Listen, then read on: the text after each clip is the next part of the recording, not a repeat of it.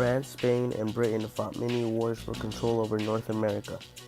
The Spanish War of Succession, King George's War, and the Indian War were among some of the great battles.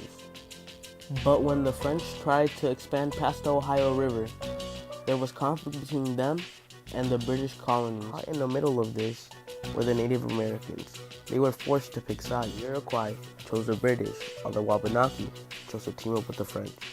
The governor of Virginia sent a man named George Washington to do some business. George Washington was very young.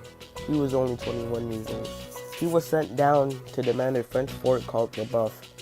The French refused to give it up to him, so Washington returned empty-handed. Later on, Major George Washington was sent with more men and the chief of the Iroquois tribe. Washington and his men ambushed a French scouting party. As Washington was accepting the commander's cry for surrender, the chief of the Iroquois tribe killed the French commander. This later became known as the Battle of Drummondville Glen, happening May 28, 1754.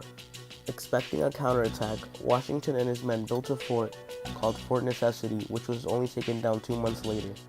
The British then tried to take over Fort Duquesne, but were crushed by the French. Led by Louis Joseph de Montcalm, French forces captured Fort Henry in 1757.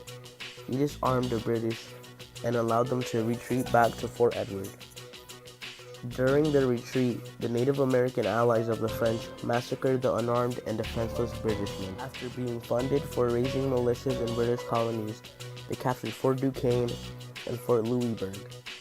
This gave them access to the Gulf of St. Lawrence and soon Cuba. War was formally declared in 1756. 1759 became known as the Year of Miracles due to Britain's continuous victories. After surrendering Fort Niagara, the French countered at the Battle of Ste. Foy, but after losing the Battle of Restigouche, they could not resupply their troops and were forced to surrender Montreal. This stopped most of the fighting in North America. They wanted to pressure the British to sign a peace agreement since the war was lost for them. To pressure the British, the French signed a peace treaty with the Spanish, but the war still went on. Britain went on to capture the French Caribbean island of Dominica, Martinique, and the Spanish Havana.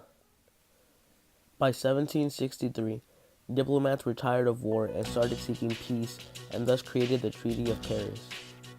The Treaty of Paris stopped the fighting in North America, and the Treaty of Petersburg was signed to stop war in Europe.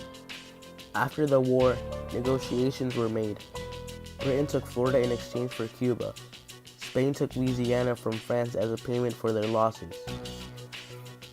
France surrendered French Canada to Britain and were only able to recover the Caribbean islands that they had lost in the war. Thus, the war was over, but not without consequences. The French government and monarchy were humiliated and had new financial problems. Britain's national debt doubled, so they imposed taxes on the colonists. The colonists were not happy with these newly imposed taxes. This was the event that would later lead to the American Revolution. So in conclusion, this was one of the most tragic and longest wars in history. Even though both sides fought hard, the British ended up winning.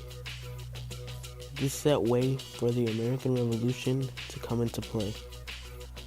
It was like a domino effect, with one event leading up to the next, so the American Revolution could come into play and the colonists could get their freedom.